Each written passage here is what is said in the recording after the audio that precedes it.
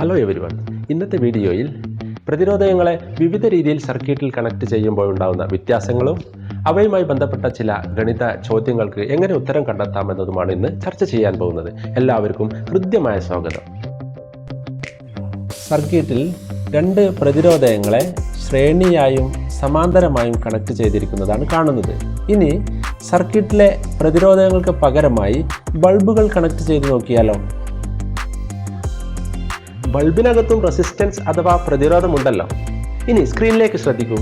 ഇവിടെ B1, B2 എന്നീ രണ്ട് ബൾബുകളെ ഒന്നിന് തുടർച്ചയായി മറ്റൊന്ന് എന്ന രീതിയിൽ ശ്രേണി രീതിയിൽ അഥവാ സീരീസ് ക്രമത്തിൽ ക്രമീകരിച്ചിരിക്കുന്നു.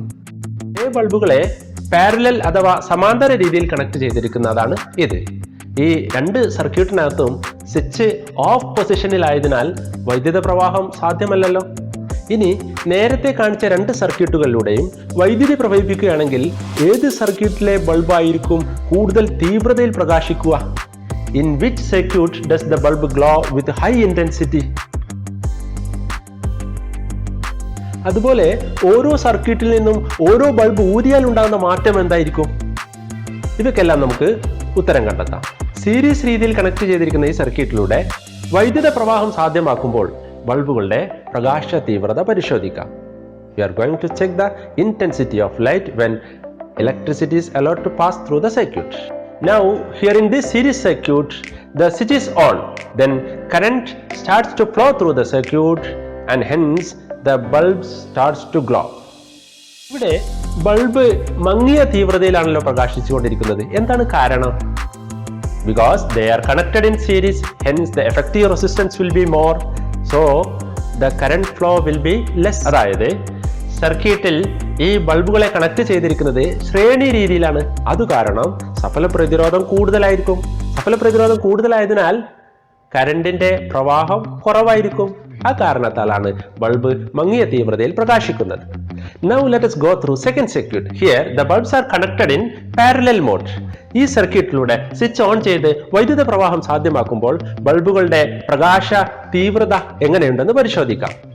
Now the switch is on, the current starts to flow through the circuit and hence the bulbs starts to glow. ഇവിടെ നേരത്തെ കണ്ടതിൽ നിന്ന് വ്യത്യസ്തമായി സർക്യൂട്ടിലെ ബൾബുകൾ കൂടിയ തീവ്രതയിൽ പ്രകാശിച്ചുകൊണ്ടിരിക്കുന്നതായി കാണുന്നു. എന്താണ് കാരണമെന്നറിയാമോ? They two are connected in parallel mode. സമാന്തരമായി കണക്ട് ചെയ്തിരിക്കുന്നതിനാൽ സഫല പ്രതിരോധം അഥവാ എഫക്റ്റീവ് റെസിസ്റ്റൻസ് കുറവാണ്. അക്കാരണത്താൽ വൈദ്യുത പ്രവാഹത്തിന് അനുഭവപ്പെടുന്ന തടസ്സം കുറവാണ്. ബൾബുകൾ നന്നായി പ്രകാശിക്കുകയും ചെയ്യുന്നു. ഡിയർ സ്റ്റുഡൻസ്, ഇനി പ്രതിരോധങ്ങൾ അഥവാ റെസിസ്റ്ററുകൾ വിവിധ രീതിയിൽ കണക്ട് ചെയ്യുമ്പോഴുണ്ടാകുന്ന ഗുണങ്ങളും മാറ്റങ്ങളും പരിശോധിക്കാം. ചിത്രത്തിൽ നിങ്ങൾ കണ്ടുകൊണ്ടിരിക്കുന്നത് ഒന്നിന് തുടർച്ചയായി മറ്റൊന്നായി ക്രമീകരിച്ചിരിക്കുന്ന ഒരു പാലമാണല്ലോ. അതായത് ശ്രേണി രീതിയിൽ പ്രതിരോധകങ്ങളെ കണക്ട് ചെയ്തതുപോലെ.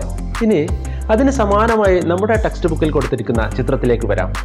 ഇവിടെ ഒന്നിനെ തുടർന്ന് മറ്റൊന്ന് എന്ന രീതിയിൽ 3 പാലങ്ങളെ ഒരു പുഴയ്ക്ക് കുറുകെ ക്രമീകരിച്ചിരിക്കുന്നതാണ്.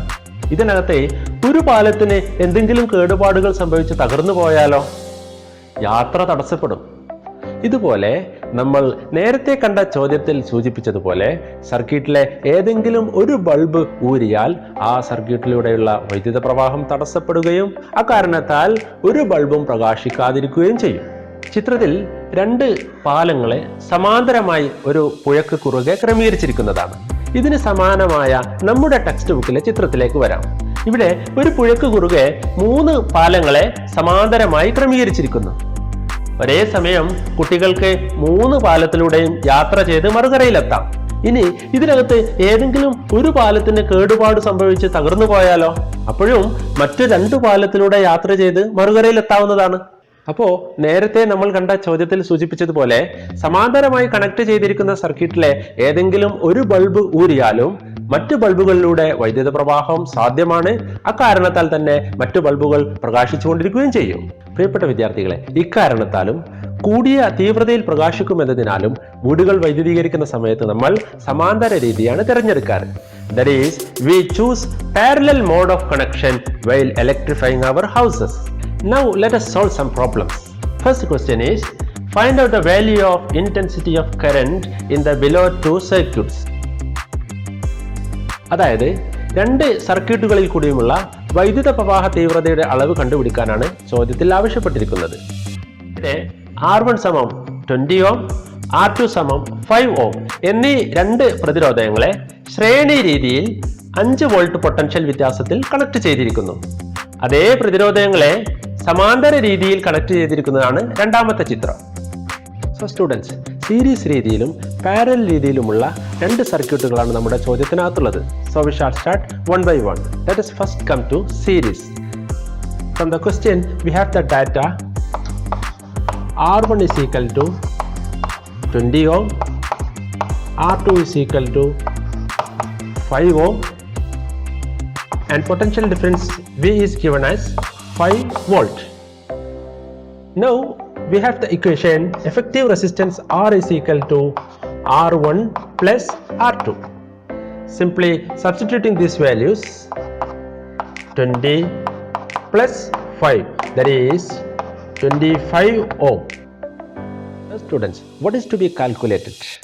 You are asked to find out the value of current in the circuit. സർക്യൂട്ടിനകത്ത് പ്രവഹിക്കുന്ന വൈദ്യുത പ്രവാഹ തീവ്രതയുടെ അളവാണ് കണ്ടെത്തേണ്ടത്. So according to Ohm's law we have V is equal to IR. Therefore I is equal to V by R, which is equal to 5 divided by 25, that is 1 by 5, which is equal to 0.2 ampere. So this 0.2 ampere is the required answer. Now let us move to the parallel mode. Here also the value of R1, R2 and V is the same according to the question. So we have the equation effective resistance 1 by R is equal to 1 by R1 plus 1 by R2. From this, by rearranging, you will be getting R is equal to R1 into R2 by R1 plus R2. So substituting, you will be getting 20 into 5 divided by 20 plus 5, that is 100 divided by 25, that is 4 ohm. Now again you are asked to find out the value of intensity of current I. So according to Ohm's law, you have I is equal to V by R. Therefore we have the value of V as 5 and the value of R is 4, that is 1.25 ampere. So this is the required answer. ഇനി പ്രിയ വിദ്യാർത്ഥികളെ, ഒരേ value ഉള്ള രണ്ട് പ്രതിരോധങ്ങളെ സീരീസായും പാരലലായും connect ചെയ്യുന്ന സമയത്തുണ്ടാകുന്ന effective resistance അഥവാ സഫല പ്രതിരോധം താരതമ്യം ചെയ്യാം. സീരീസായി കണക്ട് ചെയ്യുന്ന സമയത്ത് സഫല പ്രതിരോധം അഥവാ എഫക്റ്റീവ് റെസിസ്റ്റൻസ് 25 ഓം എന്ന് കിട്ടുന്നു. എന്നാൽ അതേ വാല്യൂ ഉള്ള റെസിസ്റ്റൻസുകളെ പാരലലായി കണക്ട് ചെയ്യുന്ന സമയത്ത് എഫക്റ്റീവ് റെസിസ്റ്റൻസ് വെറും 4 ഓം എന്ന് കിട്ടുന്നു. അതുകൊണ്ട് തന്നെ കറണ്ടിൻ്റെ അളവ് സീരീസിനെ അപേക്ഷിച്ച് പാരലൽ മോഡിൽ കൂടുതലായിരിക്കും.